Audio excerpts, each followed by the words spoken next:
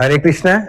आप सभी भक्तगणों का इस भक्ति धारा के चैनल में हार्दिक स्वागत है। आज हम आगे कड़ी को बढ़ाते हुए आज हम श्री सत्यनारायण व्रत कथा का तृतीय अध्याय मतलब तीसरे अध्याय का पठन करेंगे। अभी तक हमने एक और दो अध्याय का पठन किया, अब हम तीसरे अध्याय का पठन करते हैं। तो आज हम प्रारंभ करते हैं श्री सत्यनारायण व्रत कथायाम तृतीय अध्याय। बोलो बोलो वृंदावन बिहारी लाल की जय। तो तृतीय अध्याय, इसके पहले हमने दो अध्याय का पठन किया है, अब हम तृतीय अध्याय का पठन करने जा रहे हैं। तो तृतीय अध्याय जो है वो है राजा उल्कामुख की कथा, साधु बनिया की कथा और उनकी पत्नी लीलावती और उसकी कन्या कलावती की कथा। तो हम प्रारंभ करते हैं तृतीय अध्याय। तो सूत जी बोलते हैं, हे ऋषियों, अब मैं पुनः आपको आगे की कथा सुनाता हूं, आप लोग उसे ध्यान से सुनिए। तो सूत जी बोलते हैं, प्राचीन काल में उल्कामुख नाम का एक राजा था। वह जितेंद्रिय था, सत्यवादी था तथा अत्यंत बुद्धिमान था। वह विद्वान राजा प्रतिदिन देवालय जाता था, ब्राह्मणों को धन देकर संतुष्ट करता था। कमल के समान मुख वाली उसकी धर्मपत्नी शील, विनय, सौंदर्य एवं सभी गुणों से संपन्न तथा पतिपरायण थी। एक दिन राजा अपनी धर्मपत्नी के साथ भद्रशिला नदी के तट पर श्री सत्यनारायण व्रत कथा कर रहे थे। तो राजा उल्कामुख भद्रशिला नदी के तट पर अपनी पत्नी के साथ श्री सत्यनारायण व्रत कथा कर रहे थे।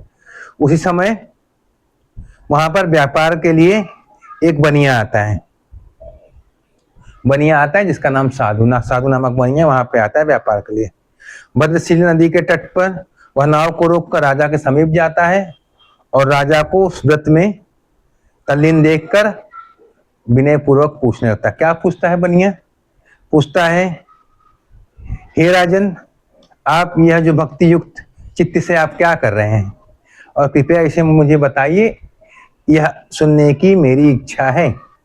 राजा बोलते हैं, हे साधु सुनो, पुत्र आदि की प्राप्ति की कामना से अपने बंधु बांधवों के साथ मैं अतुल्य तेजमय तेज संपन्न भगवान विष्णु जी का व्रतवन पूजन कर रहा हूँ, श्री सत्यनारायण देव जी का व्रतवन पूजन कर रहा हूँ।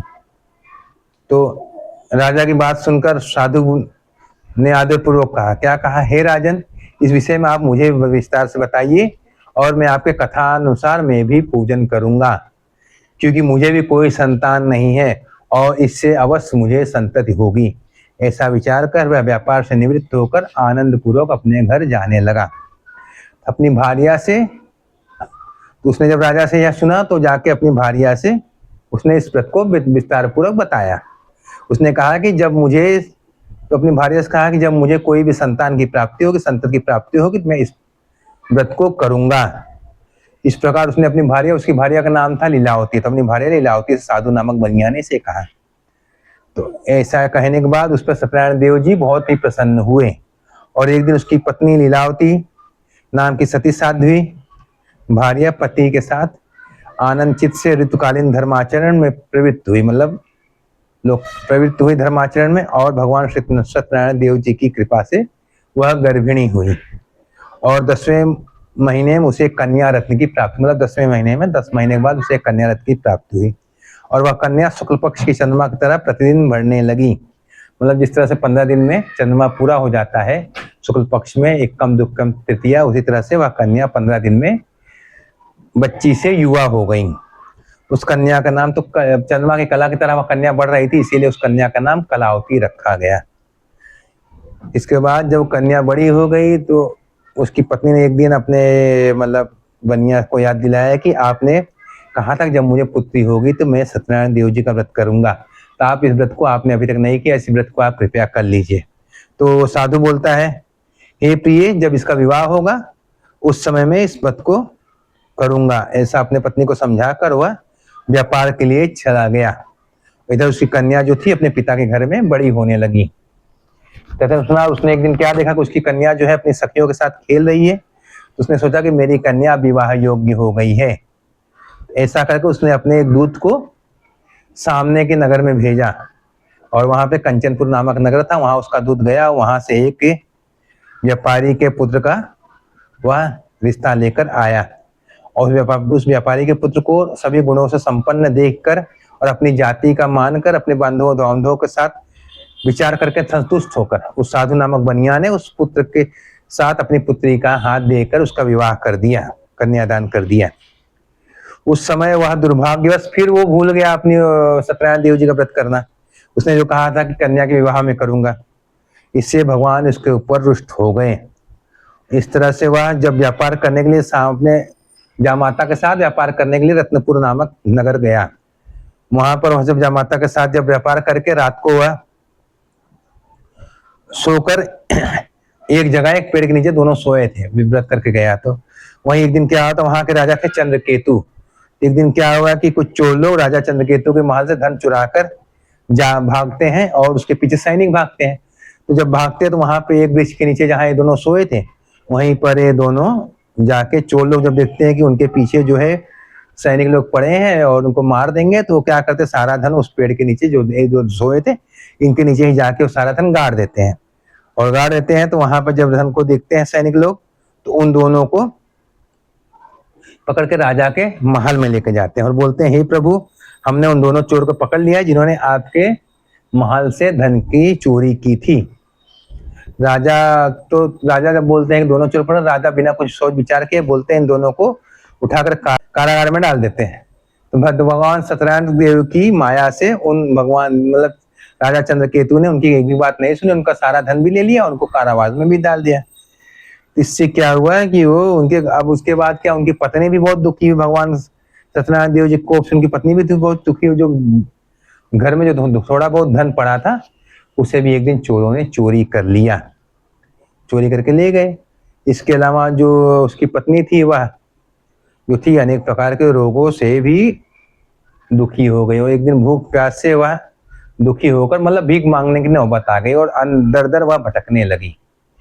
और उसकी पत्नी भी उसकी पुत्री भी दर दर भोजन के लिए भटकने लगे।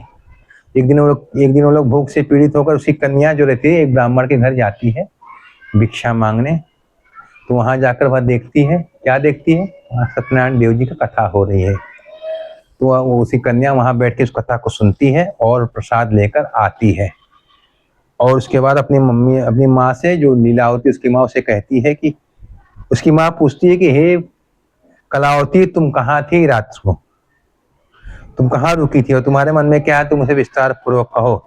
कलावती ने अपनी माता से कहा, हे माँ, मैंने एक ब्राह्मण घर में सभी प्रकार के मनोरथों को पूर्ण करने वाला व्रत देखा। तो कन्या की बात सुनकर उस व्यापारी की जो भार्या थी लीलावती, वह भी बोली, ठीक है, मैं भी इस व्रत को करूंगा। उसे याद आ गया कि मेरे पति ने इस व्रत को नहीं किया था, इसीलिए हम लोग इस तरह के दुख भोग रहे हैं। वो बोली, हे भगवान, आप मेरे पति और मेरे जमाता के अपराध को क्षमा कीजिए, मैं भी ऐसा व्रत करूंगी और ये दोनों मेरे पति और मेरे जमाता मेरे घर शीघ्र से आ जाएं।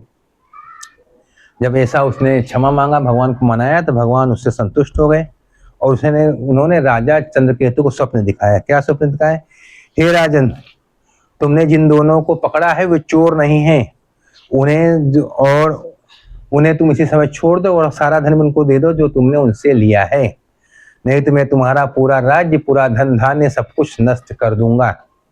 जब राजा चंद्रकेतु ने स्वप्न में ऐसा स्वप्न देखा तो सुबह तुरंत उसने अपने सभासदों को बुलाया और लोगों से उस स्वप्न को बताया। इस तरह से उसने क्या किया, अपने सैनिकों को तुरंत आदेश देकर उन दोनों व्यापारी और उसके जमाता को मुक्त कर दिया और उनके वीडियो को कटवा दिया। और उसके बाद राजा चंद्रकेतु ने उन लोगों को प्रणाम करके उनसे क्षमा मांगी और बोले, कुछ कह नहीं पाए। और राजा ने उन्हें क्षमा मांगी और कहा कि आप लोगों को प्रारब्ध का यह दुख महान प्राप्त हुआ है, इस समय आपको अब कोई ऐसा भय नहीं है। ऐसा कहकर उन्होंने उनकी बीड़ियां खुलवाई, उनका क्षौर कर्म कराया, मतलब बाल और कटवाया, अच्छे उनको वस्त्र दिए, उनको अच्छे आभूषण दिए और अच्छे से उन दोनों को संतुष्ट करके पुनः अपने घर भेजा। और पहले जो भी धन था उससे दुगना करके और उन्होंने उसे भेजा और कहा कि हे साधु, अब आप अपने घर को जाइए। राजा को प्रणाम करके और वो दोनों अपने घर के लिए प्रस्थान किए। इस तरह से सत्यनारायण व्रत कथा तृतीय अध्याय की यहाँ समाप्ति होती है। तो अध्याय में हम देखेंगे कि आगे क्या होता है साधु नामक बनिया के साथ। तो श्री सत्यनारायण व्रत कथायाम तृतीय अध्याय है। बोल वृंदावन बिहारी लाल की जय। हरे कृष्णा।